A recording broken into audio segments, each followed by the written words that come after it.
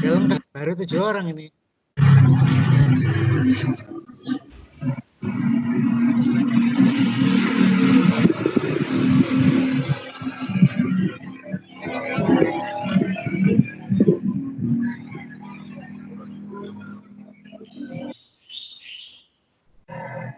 Halo, Ya, Pak.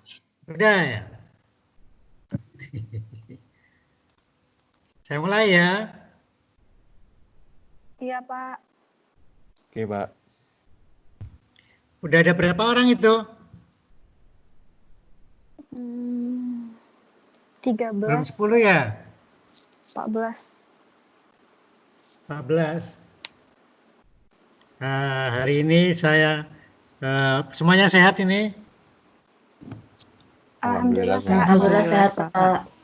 Iya, harus sehat tuh. Biar nggak lama-lama musibahnya, biar sehat semua. Saya masih menjelaskan tentang sebaran titik ya. Sebaran titik. Nah, nanti menghitung densitasnya, kemudian pola-polanya. Pada hari ini tuh. Naskah PowerPoint-nya sudah saya WA ke PJ-nya ya. Nah, ini contoh yang setiap tahun ada di Indonesia, peta sebaran titik panas hotspot kebakaran hutan. Ini contoh. Kalau kita tidak ngerti cara analisisnya ya ngelihat seperti apa ini gitu kan. Nah, ini contoh sebaran titik panas di wilayah Indonesia. Kemudian ini contoh titik-titik longsor di Indonesia. Ya kan, ini se-Indonesia longsornya banyak ini ya. Nah, ini titik-titik longsor di Indonesia. Kemudian dicontoh lagi peta lokasi titik api, ini kebakaran hutan juga, tapi ini di satu kabupaten tertentu di Provinsi Riau ini. Setiap tahun selalu ada di Provinsi Riau itu. Kita sudah analisis ini, saya dulu ada kegiatan yang ini, tapi ya masyarakatnya masih makar ya, susah ya. Meskipun kita secara spasial sudah analisis, tapi nggak dipatuhin ya tetap saja jalan kejadian itu. Ya ini contohnya tahunnya udah lama ini, data tahun 2010 ini. Nah ini. Kemudian ini contoh lagi sebaran perumahan di Jogja, Jawa Tengah. Titik-titik rumah perumahan. Apa yang harus saya analisis tentang peta-peta ini misalkan ya. Kemudian ini contoh peta titik-titik pemberhentian mobil pada hari raya dan peta jalur mudik dan rawan banjir serta longsor. Jadi satu ini dianalisis ya, dipetakan. Apa yang harus kita lakukan dengan data-data demikian ini kan? Sekarang saya mulai yang kemarin sudah saya jelaskan tentang sentrografi ya. Sentrografi itu menghitung pusat jarak, pusat rata-rata, koordinatnya rata-rata koordinat X, rata-rata koordinat Y, ya kan? Kemudian standar jarak standar, yakni standar daripada koordinat masing-masing. Kemudian ada yang bentuknya elips kalau memang persumbunya sendiri-sendiri. Statistik tunggal ini mungkin lebih baik ditambah beberapa statistik lain yang penting. Misalkan kepadatan titiknya, pola-polanya serta faktor yang mempengaruhi dari kepadatan titik tersebut, itu yang kita cari. Misalkan apakah ada pengaruh jumlah penentu dengan titik darat gitu ya, kan kita ingin tahu juga kan. Nah itu kita ini kan. Oh ya, itu yang ada yang Anda dengarkan dengan mic yang dimatikan ya, biar nggak dengan suara orang lain ya. Mic yang dimatikan, saya aja yang mic yang on ya, biar pembicaraan di rumah ada kedengaran di sini. Oke. Nah, saya lanjutkan ini. Kepadatan titik, saya mulai dulu. Pendekatan kepadatan titik ini kita kasih simbol seperti ini, lambda misalkan. Ada dua macam pendekatannya. Pendekatan global dan pendekatan lokal. Ya. Kalau global itu sederhana saja, yakni banyaknya titik dibagi dengan luas area. Ini contoh pendekatan global, kan? Ini ada banyaknya titik, ya kan? Yakni N dibagi dengan luas area. Bisa luas area memang benar-benar luas kilometer persegi, atau juga luas area mapping unit. Mapping unit itu berapa grid di sini? Ini kan ada gridnya kan? Nah, dibagi itu ya. Ada yang ukurannya mapping unit, yaitu tergantung skalanya. Ya, ini adalah contoh. Jadi ini adalah contohnya. Jadi itu adalah pendekatan global. Makin padat, nah, maka ini kita cerita dia makin padat, gitu kan. Kalau longgar ya akan kecil nilainya itu longgar. Kalau padat ya lambdanya besar. Ya. Jadi itu, ini pendekatan yang global. Kita mulai dari sederhana dulu ya.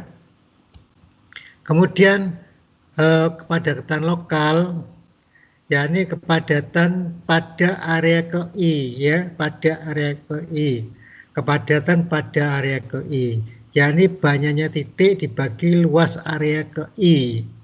Nah, ini kita simulkan, ini kan dugaan ya, dugaan lambda dugaan KI. Nah, ini.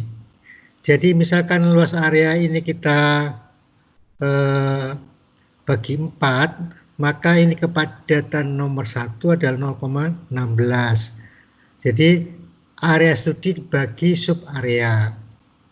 Kepadatan titik dihitung untuk setiap area dengan cara banyaknya titik di area tersebut dibagi dengan luasannya. Nah, ini adalah kepadatan titik, kepadatan yang bersifat lokal ya. Berarti misalkan 16 dibagi misalkan 25, ini ukurannya 5 kali 5 25, berarti 0,4 bagi 0 dibagi 25 0,16 dan seterusnya. Ini adalah contoh daripada kepadatan lokal. Bentuk area ini tidak selalu segi 4, tidak selalu bujur sangkar, kadang-kadang segi 6. Kalau kampus kita itu segi 6, ya kan? Bisa juga kita hitung kepadatan per segi 6 di kampus itu, bisa kita hitung itu padatannya, ya kan? Kadang-kadang segitiga, itu seperti metode triangulasi itu segitiga. Semua area dibagi segitiga. Masing-masing bidang studi mempunyai pendekatan yang beda-beda untuk menghitung kepadatan ini ya. Tapi umumnya segi 4. Yaitu, jadi bentuk area dapat berbentuk bujur sangkar 4 persegi panjang, heksagonal maupun segitiga.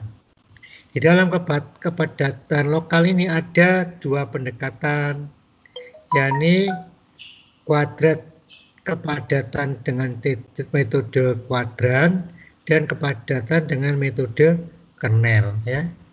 Jadi kepadatan metode kuadran dan kernel. Ada kernel, ada kuadran ya. Nanti kita lihat yang mana kuadran, mana yang kernel. Nah itu. Ini contoh aja ini ya. Ini contoh gambar kotak ini. Oke. Kemudian metode kuadran tadi, yang kotak tadi, pemilihan bentuk area dan banyaknya sangat mempengaruhi hasil kepadatan titik. Ini harus hati-hati. Ini harus hati-hati ya. Anda kan sudah di spasial ekonometrika spasial, itu kan Anda pakai Windows ya, itu kan mereka pakai kotaknya berapa. Itu adalah mencari ukurannya yang pas gitu ya. Ukurannya yang pas. Bisa juga Anda nanti hitung itu kepadatan yang ukuran berapa yang pas ya.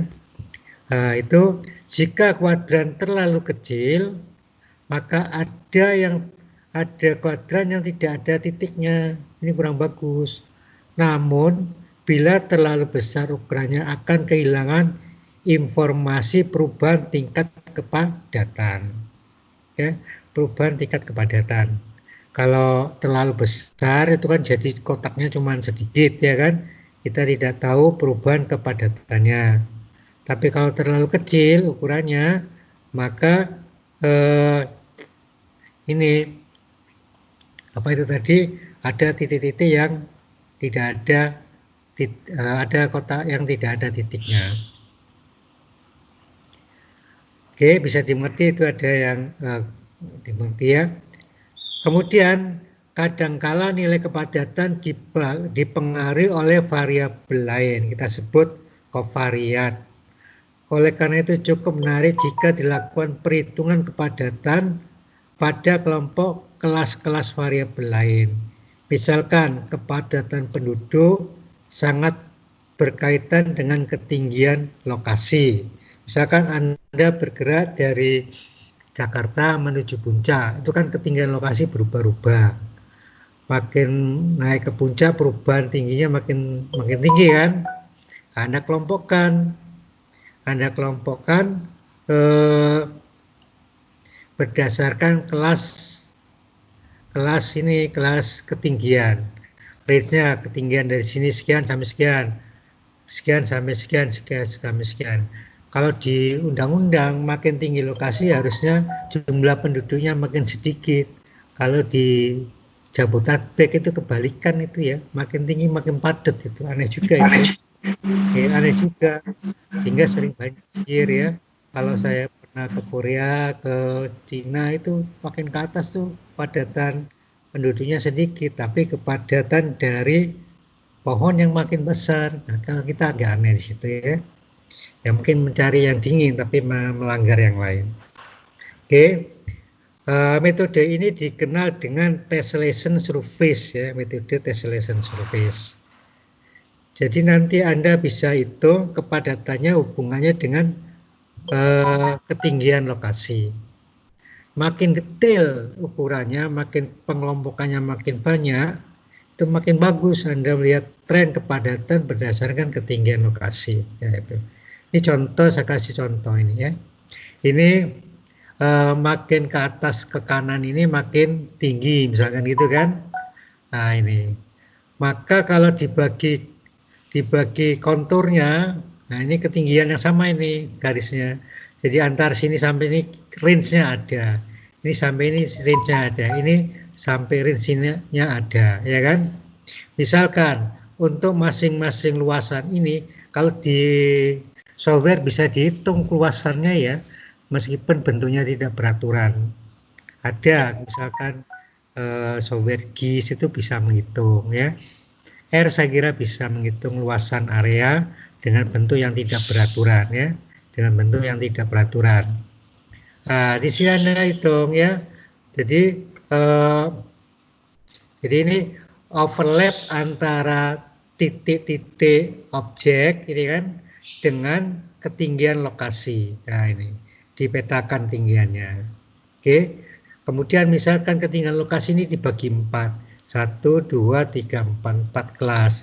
Katakanlah luas ini adalah 17,08, luas ini adalah 50,49, kemudian ini adalah 26,76, ini 5,71.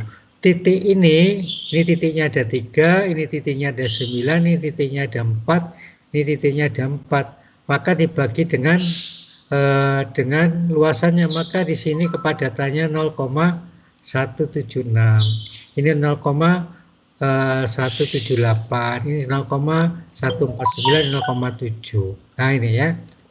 Maka kalau kita plotting misalkan ini adalah elevation region, maksudnya ketinggian lokasi, saya ini kelas ketinggian ya kan.